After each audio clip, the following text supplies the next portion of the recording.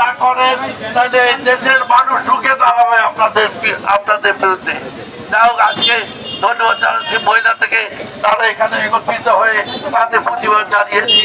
এবং সাংবাদিক ভাইদেরকে আমি বলবো, আপনারা একটু কাজ করেন, এটা দেশের কাজ। আপনারা আপনাদের পত্রিকার মাধ্যমে, আপনাদের ভিডিওর মাধ্যমে আমাদের এই আজকে দাবি, এই মহিলাদের অবলা মহিলাদের দাবিটা উপরে তুলে ধরুন। আমরা আজকে আপনাদের সকলকে ধন্যবাদ।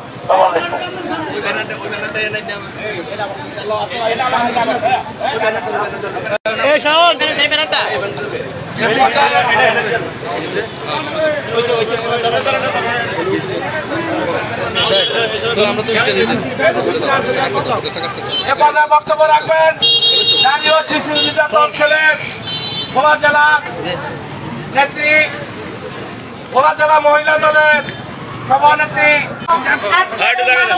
আমাদের মাঝে উপস্থিত আছেন ভোলা জেলার সুযোগ এবং বর্তমান পিছনে যে সরকার ছিল, সেই সরকার যে বীজ করে গেছেন, সেই বীজ এখন আমরা এবং বর্তমান সরকার আমাদেরকে আশ্বস্ত করেছেন যে তারা 3 মাস 90 দিনের ভিতরে এই মামলা নিষ্পত্তি করবেন। আমরা শুধু নিষ্পত্তি না, আমরা তার সাথে সাথে যেন সেই জিনিসের রায় কার্যকর করা হয়, সেই আহ্বান আজকের এই মাধ্যমে জানাচ্ছি। কারণ যদি আমাদের এই রায় দিতে দেরি হয় কার্যকর করতে, তাহলে তারা কিন্তু খারাপ হয়ে যাবে। কারণ আমরা 5ই আগস্টের পরে জেলখানা থেকে পালিয়ে গেছে। আমরা চাইবো যে আজকে এখানে দাবি করবো যেন 30 জুনের মাথায় সেই রায় কার্যকরী যেন হয়, অন্য কিছুর জন্য না হয়। আর পুরুষ ভাইদের প্রতি আহ্বান জানাবো, আমরা নারী, আমরা আপনাদের বোন, আপনাদের মা, আপনাদের সব, আপনারা আমাদেরকে নিরাপত্তা দিবেন। সেই জায়গায় যদি আমরা আপনাদের কাছে নির্যাতিত হই, তাহলে আমাদের নিরাপত্তা রাখুন নাই। তাই আশা করবো আপনারা সকলে আমরা ইসলামের মতামত জীবন ধারণ করি, তাহলে সমাজে নারী নির্যাতন অনেক কমে যাবে। আমরা চাই যেন আর কোনো নারী নির্যাতন না হোক, ধর্ষণে কোনো নারী শিকার না হোক। আর পুলিশ ভাইদেরকে বলবো, তারা তো এখনো সেই আমলে আছেন, পুলিশ তো পরিবর্তন হয় নাই। যতক্ষণ পর্যন্ত আমরা এই পুলিশ ভাইকে নৈতিকতা ভাবে বা তাদের পোশাকের ভিতরের মানুষটাকে মানুষ বানাতে না পারবো, ততক্ষণে কিন্তু আমরা এতটা ভালো আশা কিন্তু করতে পারি না। আমরা চাই তাদেরকে মানুষ হিসাবে বিবেচিত হোক, তারা ভালো হয়ে যাক।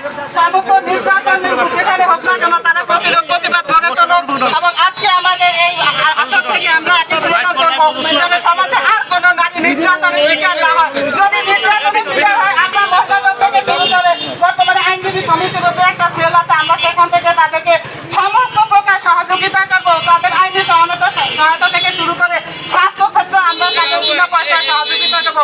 আশা করবো আপনারা যারা এখানে নির্যাতনের খবর পান, আমাদেরকে সেই খবরগুলি দিবেন, আমরা যেন সেই খবরগুলি তাৎক্ষণিকভাবে প্রদান এবং তার দ্রুত বিচারের ব্যবস্থা করতে পারি। আজকে আমাদের এই মানববন্ধনে যারা উপস্থিত হয়েছেন তাদেরকে আমি ধন্যবাদ জানাচ্ছি। সেই সাথে সাথে আমাদেরকে পুরুষ দলের যে বাইরে এতক্ষণ কষ্ট করে সহযোগিতা করেছেন, তাদেরকেও আমার মহিলা দলের পক্ষ থেকে শুভেচ্ছা জানাচ্ছি। এবং আজকে এই আত্মীয়ার আত্মার দুধের আত্মার মাঠখোরাত করছি এবং অতি দ্রুত যেন তার বিচার পায়, তার আত্মার জন্য আরো শান্তি পায়, তার পরিবারকে আল্লাহ মানসিকভাবে শক্তি দিক, এই আশাবাদ ব্যক্ত করে আমি আজকে আমার এই মানববন্ধন এখানে শেষ করি। ধন্যবাদ।